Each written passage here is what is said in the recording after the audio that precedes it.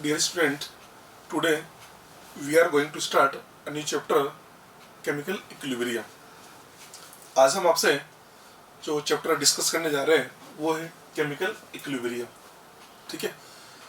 Chemical equilibrium discuss करने से पहले, केमिकल इक्विलिब्रियम स्टडी करने से पहले हमको ये पता होना चाहिए, केमिकल इक्विलिब्रियम स्टडी करने से पहले हमको ये पता होना चाहिए कि केमिकल रिएक्शंस क्या होती है बेसिकली. तो जैसे अपन बोलते हैं ना कि रिएक्टेंट रिएक्ट करके प्रोडक्ट बना रहे हैं, तो हमें क्या करना है, रिएक्टेंट हमारा रिएक्ट करेगा, प्रोडक्ट बनेगा, तो वो जो रिएक्टेंट प्रोडक्ट है उनको जो सिंबॉलिक रिप्रेजेंटेशन है ना, that is the chemical reaction.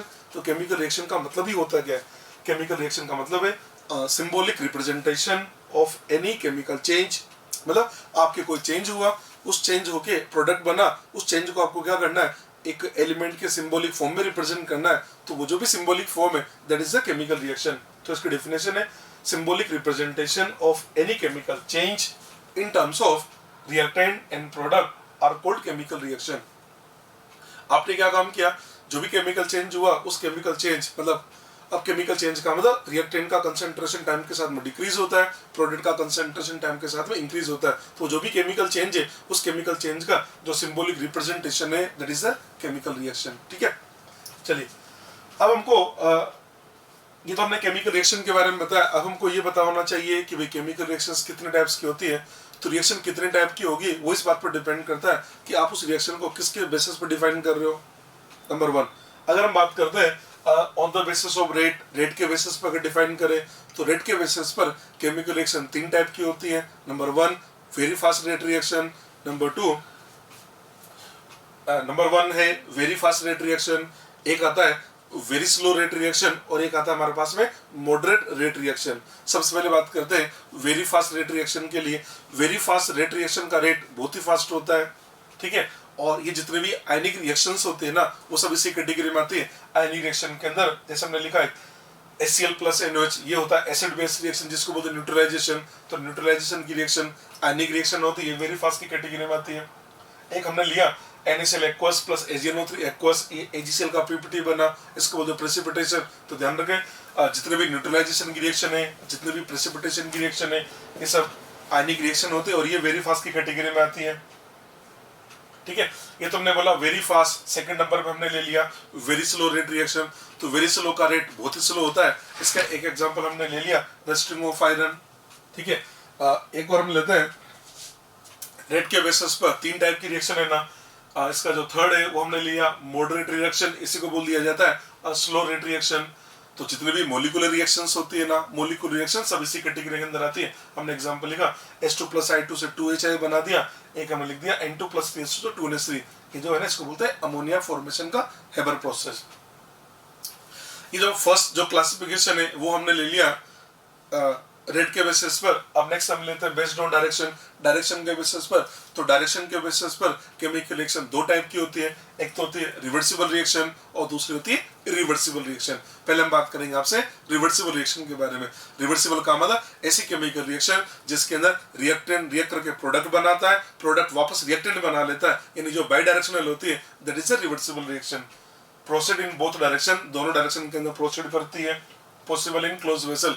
जो रिवर्सिबल रिएक्शंस होती है ना, रिवर्सिबल रिएक्शन क्लोज कंटेनर के अंदर ही प्रोसीड करती है. रिवर्सिबल रिएक्शन के अंदर ही इक्विलिब्रिया प्रेजेंट होता है. These attain equilibria.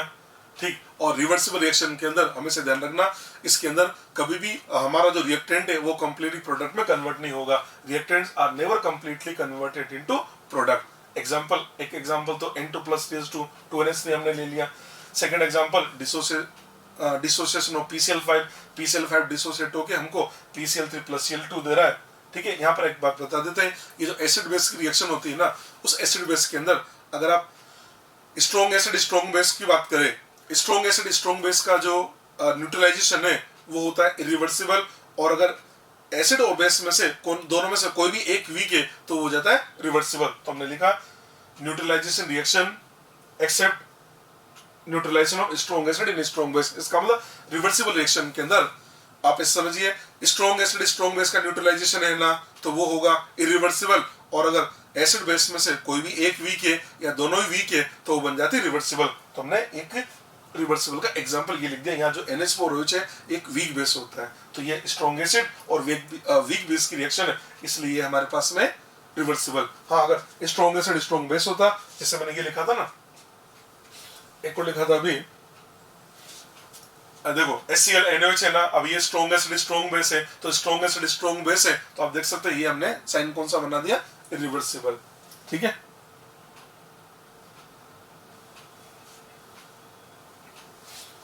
नेक्स्ट, ये तो हमने रिवर्सिबल समझाया। सेकंड हमने ले लिया इरिवर्सिबल रिएक्शन। इरिवर्सिबल का मतलब जो केवल एक ही डायरेक्शन के अंदर प्रोसीड करे, proceed only in one direction. Irreversible reaction के अंदर कभी इक्विलिब्रिया नहीं होगा, these do not attain equilibria। और जो इरिवर्सिबल रिएक्शन है, ये रिएक्शन की खास बात ये होती है, इनके अंदर हमारा जो रिएक्टेंट है वो कंप्लीटली प्रोडक्ट में कन्वर्ट होगा, गोस टू कंप्लीशन। इसका एक एग्जांपल लिया मैंने, प्रेसिपिटेशन। ये जो प्रेसिपिटेशन की रिएक्शन है ये इसी के अंदर आती है। एक हमने ले लिया न्यूट्रलाइजेशन, पर न्यूट्रलाइजेशन किसका लेना है, स्ट्रॉन्ग एसिड स्ट्रॉन्ग बेस का लेना है। अगर वीक का होगा तो वो बन जाएगा रिवर्सिबल। ठीक है, सी हमने ले लिया on the basis of physical state. Physical state के बेसिस पर, फिजिकल स्टेट के बेसिस पर रिएक्शन दो टाइप की होती है, एक होती है होमोजेनियस रिएक्शन, एक होती है हेट्रोजेनियस। होमोजेनियस का मतलब रिएक्टेंट प्रोडक्ट सब सेम फेज में, तो वो होगी होमोजेनियस रिएक्शन। जैसे ये होमोजेनियस के दो ये एग्जांपल लिखा मैंने, N2+CS2 2NH3, ये सब सेम फेज में, तो ये होमोजेनियस रिएक्शन होगी। सेकंड होता है हेट्रोजेनियस रिएक्शन। हेट्रोजेनियस के अंदर उसके अंदर क्या होना चाहिए, मोर देन वन फेज होना चाहिए। कैल्शियम कार्बोनेट सॉलिड और कैल्शियम ऑक्साइड सॉलिड और CO2 gas more than one phase है, तो ये बनेगा हेट्रोजेनियस रिएक्शन। तो फिजिकल स्टेट के बेसिस पर केमिकल रिएक्शन दो टाइप की होती है, एक होती है होमोजेनियस रिएक्शन और एक होती है हेट्रोजेनियस रिएक्शन। हमें केमिकल इक्विलिब्रियम के बारे में बात करनी है। हमने लिखा केमिकल इक्विलिब्रियम। केमिकल इक्विलिब्रियम के लिए हमने सपोज ले लिया एक रिवर्सिबल रिएक्शन है N1A + N2B, इससे हमने बना दिया M1C + M2D, ये प्रोडक्ट का फॉर्मेशन कर दिया। A और B रिएक्टेंट है और COD हमारे क्या प्रोडक्ट है। ठीक है, ये रिवर्सिबल रिएक्शन है। अब होगा क्या, इनिशियली रिएक्शन के अंदर केवल और केवल रिएक्टेंट A और B प्रेजेंट होंगे, COD क्या है हमारे प्रोडक्ट है। इसका मतलब रिएक्टेंट की कंसंट्रेशन क्या होगी, मैक्सिमम होगी, और जो COD है उसकी कंसंट्रेशन क्या होगी, मिनिमम होगी, या बोल सकते हैं जीरो होगी। जैसे जैसे टाइम प्रोसीड होगा वैसे वैसे होगा क्या, रिएक्टेंट का कंसंट्रेशन डिक्रीज होगा, प्रोडक्ट का कंसंट्रेशन इंक्रीज होगा। अगर रिएक्टेंट का कंसंट्रेशन डिक्रीज होगा, या से बोल सकते हैं स्टार्टिंग में फॉरवर्ड रिएक्शन का रेट मैक्सिमम होगा, बैकवर्ड रिएक्शन का रेट मिनिमम होगा। टाइम के साथ में रिएक्टेंट का कंसंट्रेशन डिक्रीज होगा, प्रोडक्ट का कंसंट्रेशन इंक्रीज होगा। यहाँ पे सब बोल सकते हैं फॉरवर्ड रिएक्शन का रेट डिक्रीज होगा, बैकवर्ड रिएक्शन का रेट इंक्रीज होगा। मैंने इसको इससे समझाया, इधर मैंने रेट लिया और इधर मैंने टाइम लिया। तो देखो फॉरवर्ड रिएक्शन का रेट, ये फॉरवर्ड रिएक्शन का रेट टाइम के साथ में क्या हो रहा है, डिक्रीज हो रहा है। बैकवर्ड रिएक्शन का रेट टाइम के साथ में इंक्रीज हो रहा है। एक ऐसा टाइम आएगा जब फॉरवर्ड और बैकवर्ड दोनों रिएक्शन का रेट क्या हो जाएगा, इक्वल। जैसे फॉरवर्ड रिएक्शन का रेट और बैकवर्ड रिएक्शन का रेट इक्वल होगा, हम उसको बोल देंगे ये है स्टेट ऑफ इक्विलिब्रियम। तो यहाँ स्टेट ऑफ इक्विलिब्रियम का मतलब क्या है, स्टेट ऑफ इक्विलिब्रियम का मतलब है फॉरवर्ड रिएक्शन का रेट और बैकवर्ड रिएक्शन का रेट दोनों इक्वल हो गए। हमने लिखा भी RF = RB, फॉरवर्ड रिएक्शन का रेट और बैकवर्ड रिएक्शन का रेट हमारा इक्वल हो गया। ठीक है, ये तो ग्राफ मैंने रेट और टाइम के बीच बना दिया। अगर हम कंसंट्रेशन की बात करें तो देखो कंसंट्रेशन में क्या होगा, इनिशियल में तो हमारा जो रिएक्टेंट A और B है उसका कंसंट्रेशन मैक्सिमम होगा और COD का कंसंट्रेशन मिनिमम होगा। ये आप देखिए, ये A का कंसंट्रेशन रहा, ये B का, और COD का कंसंट्रेशन तो मिनिमम 0 है। टाइम के साथ में होगा क्या, रिएक्टेंट का कंसंट्रेशन डिक्रीज होगा, ये डिक्रीज हुआ, ये डिक्रीज हुआ, और COD प्रोडक्ट है कंसंट्रेशन इंक्रीज होगा, ये इंक्रीज होगा। और एक टाइम ऐसा आता है जब होगा क्या, A, B, C, O, D इन सभी का कंसंट्रेशन कांस्टेंट हो जाता है। देखिए स्ट्रेट लाइन बना दी ना, इसका मतलब इन सब का कंसंट्रेशन क्या हो गया, कांस्टेंट। इसी को बोल दिया जाता है स्टेट ऑफ इक्विलिब्रियम। वो ग्राफ कंसंट्रेशन और टाइम के लिए है, ये ग्राफ आपका रेट और टाइम के लिए बना दिया है। ठीक है, अब हम देखें इक्विलिब्रियम पे हुआ क्या, एट इक्विलिब्रियम स्टेट। तो हमने क्या क्या ऑब्जर्व किया, हमने फर्स्ट पॉइंट क्या ऑब्जर्व किया, फर्स्ट पॉइंट हमने ऑब्जर्व ये किया कि इक्विलिब्रियम पे फॉरवर्ड और बैकवर्ड दोनों रिएक्शन का रेट इक्वल हो जाता है। तो पॉइंट्स देखते चले, rate of forward reaction equal to rate of backward reaction number 1।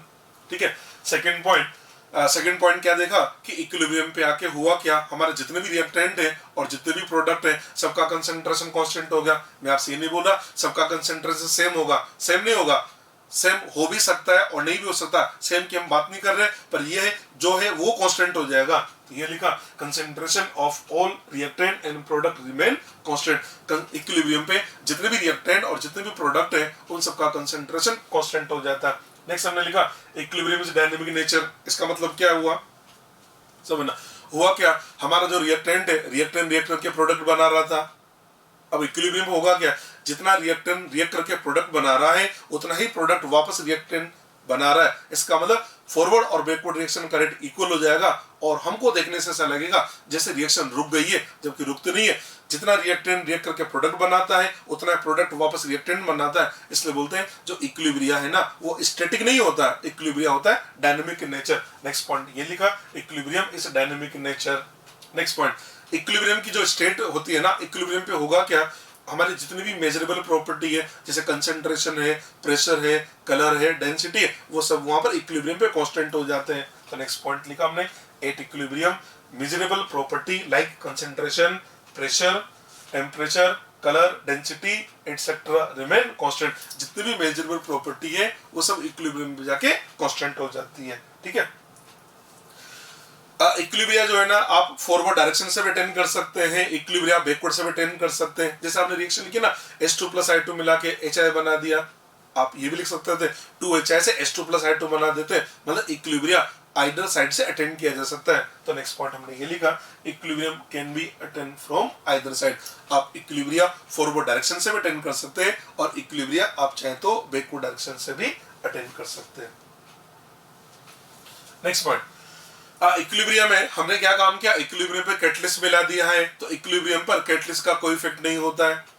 ठीक है, इक्विलिब्रियम पे कैटलिस्ट का कोई इफेक्ट नहीं है, हमने लिख भी दिया equilibrium is not affected by presence of catalyst. इस इक्विलिब्रियम पे कैटलिस्ट का कोई इफेक्ट नहीं होता है। तो आप कहेंगे फिर इक्विलिब्रियम पे कैटलिस्ट मिलाने से होगा क्या, जैसे आपने कैटलिस्ट मिलाया, कैटलिस्ट क्या करेगा, अगर पॉजिटिव कैटलिस्ट मिला रहे तो होगा क्या, वो फॉरवर्ड रिएक्शन को भी रेट को इंक्रीज करेगा और बैकवर्ड रिएक्शन के रेट को भी इंक्रीज करेगा। इक्विलिब्रियम बस इतना सा कर सकता, कैटलिस्ट का काम केवल इतना सा है, आपने जैसे कैटलिस्ट मिलाया ना तो हमारा जो इक्विलिब्रिया अटेंड हुआ उस इक्विलिब्रिया अटेंड करने में टाइम कम लग जाएगा। अगर नेगेटिव कैटलिस्ट है तो इक्विलिब्रिया अटेंड करने में टाइम ज्यादा लगेगा। मतलब इक्विलिब्रिया जो कैटलिस्ट जो है ना वो इक्विलिब्रियम अटेंड करने का जो टाइम है ना उसको कम ज्यादा कर सकता है, बाकी इक्विलिब्रियम को अफेक्ट नहीं करता है। तो नेक्स्ट हमने ये लिखा the catalyst only help in attaining equilibrium rapidly. ये बात करी हमने पॉजिटिव कैटलिस्ट के लिए कि जो कैटलिस्ट है ना उसका रोल इतना सा है कि वो क्या करता है, उस इक्विलिब्रियम को अटेंड करने में हमारी हेल्प करता है या उसको रैपिडली अटेंड कर देता है। Next, equilibrium present only in reversible reaction. Equilibria जो है वो केवल रिवर्सिबल रिएक्शन के लिए होता है, इरिवर्सिबल रिएक्शन के अंदर कोई इक्विलिब्रियम की बात नहीं करते हैं। चलिए जी, equilibria present only in reversible reaction. Next, जैसे मान लो एक हमारे पास होमोजेनियस रिएक्शन है और होमोजेनियस रिएक्शन के अंदर इक्विलिब्रिया प्रेजेंट है। होमोजेनियस का मतलब जिसके रिएक्टेंट प्रोडक्ट सभी का सेम फेज हो, तो उस होमोजेनियस रिएक्शन के अंदर जो इक्विलिब्रिया प्रेजेंट होगा that is known as homogeneous equilibria. तुमने लिखा भी homogeneous equilibria is the equilibria in which reactant and product are in same phase. Homogeneous equilibria किसे बोल रहे हैं, होमोजेनियस इक्विलिब्रिया एक ऐसा इक्विलिब्रिया होता है जिसके अंदर हमारे जो रिएक्टेंट प्रोडक्ट है वो सब सेम फेज में होना चाहिए, उसको बोलते हैं होमोजेनियस इक्विलिब्रिया। एक एग्जांपल मैंने लिखा एस्टर है प्लस वाटर, इससे हमने CH3COOH प्लस C2H5OH, आप देख सकते हैं ये सब सेम फेज में। इसका मतलब इसमें जो इक्विलिब्रिया होगा इसको हम बोल देंगे होमोजेनियस इक्विलिब्रिया। हाँ, अगर इक्विलिब्रिया किस में प्रेजेंट है, इक्विलिब्रिया प्रेजेंट है हेटेरोजेनियस रिएक्शन के अंदर। अगर आपका इक्विलिब्रिया प्रेजेंट है हेटेरोजेनियस रिएक्शन के अंदर उसको बोल दिया जाता है हेटेरोजेनियस इक्विलिब्रिया। तो नेक्स्ट हमने लिखा heterogeneous equilibria is the equilibria in which reactant and product are in 2 और मोर फेज। एक एग्जांपल हमने ये लिखा, एक एग्जांपल ये लिखा, आप देख सकते हैं इनके अंदर हमारे जो रिएक्टेंट प्रोडक्ट है मोर देन 1 फेज में प्रेजेंट है, इसलिए इनको बोल दिया जाता है हेटेरोजेनियस इक्विलिब्रिया। ठीक है जी। इसके बाद यहाँ पर एक टर्म हम डिस्कस करते हैं जिसको हम बोल देते हैं एक्टिव मास। ठीक है, अब हम समझा देते हैं कि एक्टिव मास जो टर्म है ना, इस एक्टिव मास टर्म का मतलब क्या होता है। एक्टिव मास का मतलब होता है, एक्टिव मास means, active mass means molar concentration, इसका मतलब होता है मोलर कंसेंट्रेशन, या ऐसे बोल सकते हैं number of molecules present, number of molecule present in 1 litre. Active mass जो है ना, एक्टिव मास का मतलब क्या होता है? एक्टिव मास का मतलब होता है मोलर कंसेंट्रेशन। एक्टिव मास का मतलब होता है मोलर कंसेंट्रेशन, या इसी को बोल सकते हैं number of molecule present in 1 litre. 1 litre के अंदर जितने नंबर ऑफ मॉलिक्यूल प्रेजेंट है, 1 लीटर के अंदर जितने नंबर ऑफ मॉलिक्यूल प्रेजेंट है, that is the active mass. इसको हमने बोल दिया एक्टिव मास। ये जो एक्टिव मास है ना, इस एक्टिव मास की बात करें, active mass presented by square bracket, ये जो एक्टिव मास है, इस एक्टिव मास को हम स्क्वायर ब्रैकेट से रिप्रेजेंट करते हैं। ये इसको रिप्रेजेंट करने का तरीका होता है, ठीक है जी। अगर हम फॉर्मूला बनाना चाहें एक्टिव मास के लिए, एक्टिव मास का फॉर्मूला क्या बनता है? एक्टिव मास के लिए फॉर्मूला बनता है active mass equal to molar concentration ही तो है। इसको क्या लिखा जाएगा? इसका weight upon mass multiplied by 1 upon volume in litre. ये हमारे पास एक एक्टिव मास का फॉर्मूला बन गया, ये आ गया एक्टिव मास, ठीक है। अब हम आपसे बात कर रहे हैं, जैसे मान लो हमारे पास में प्योर सॉलिड है, हमारे पास में प्योर सॉलिड है, तो प्योर सॉलिड का जो एक्टिव मास होता है ना, वो कांस्टेंट होता है, वो उसके अमाउंट पर डिपेंड नहीं करता है। तो हम ऐसे बोल सकते हैं active mass of pure solid remain constant, it does not depend on amount। हमने क्या बोला? हमने आपसे बोला है active mass of pure solid. हमने आपसे बोला कि जो प्योर सॉलिड है ना, प्योर सॉलिड का जो एक्टिव मास है वो कांस्टेंट होता है। एक्टिव मास, प्योर सॉलिड का जो एक्टिव मास है वो कांस्टेंट होता है, उसके अमाउंट पे डिपेंड नहीं करता, ठीक है। मान लो हमने कोई लिक्विड ले लिया है, if pure liquid is present, if pure liquid is present,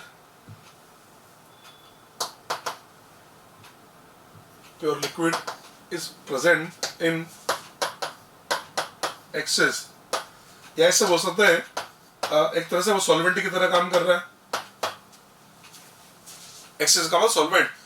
अगर हमारे पास एक प्योर लिक्विड है और वो हमने एक्सेस में ले रखा है,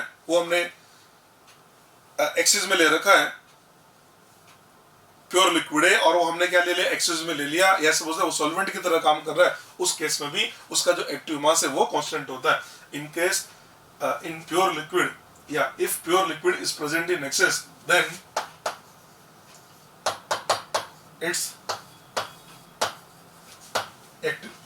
its active mass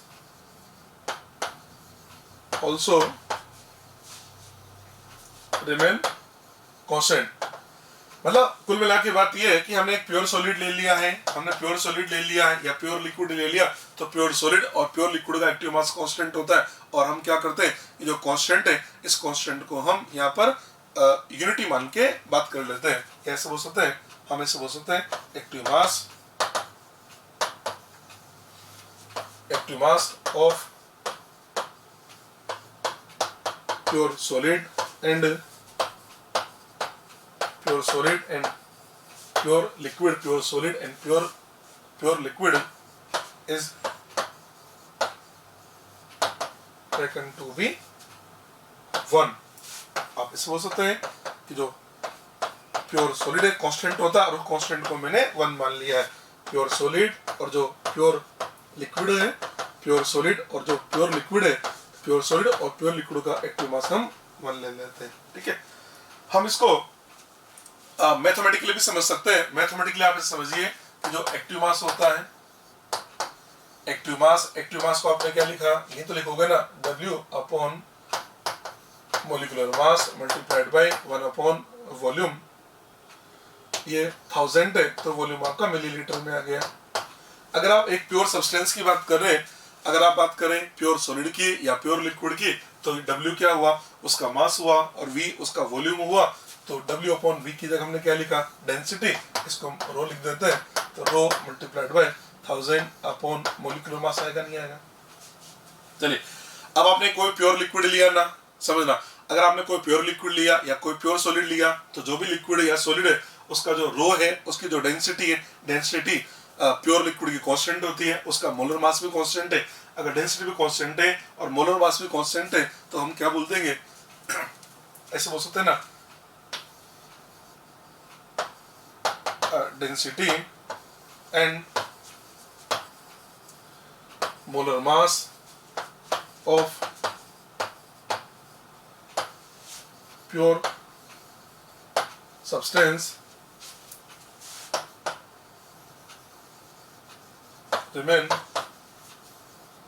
constant.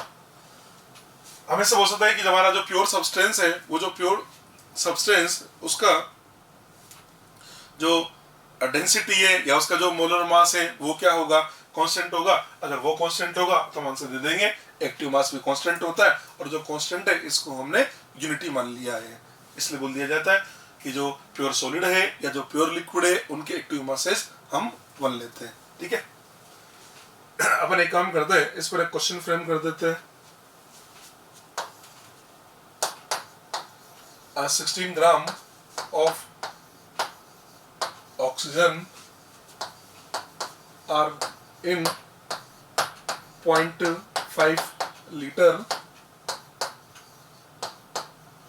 Vessel. Calculate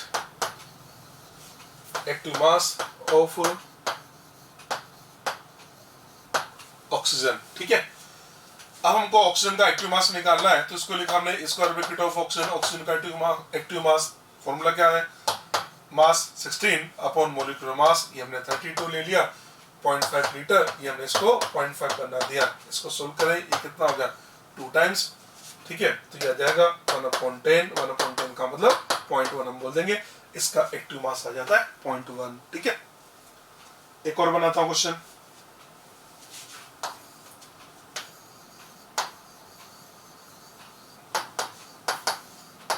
calculate active mass of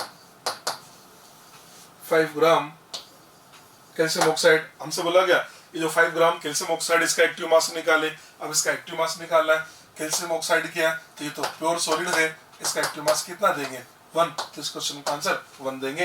reason आपसे बोला ना बेबी, प्योर सॉलिड के एक्टिव मासेस 1 लिए जाते हैं। ठीक है, एक और लिख देता हूं, 1.7 gram ammonia, 1.7 gram ammonia are present in 250 milliliter vessel. Calculate active mass of ammonia. हमको अमोनिया का एक्टिव मास निकालना है। ये लीजिए अमोनिया का एक्टिव मास, अमोनिया का मास 1.7, molecular mass 17 multiplied by 1000 upon 250। ठीक है, आप इसको सोल्व करें, क्या 4 10, ये जाएगा 0.4। कौन सा देंगे, अमोनिया का एक्टिव मास आ जाता है 0.4।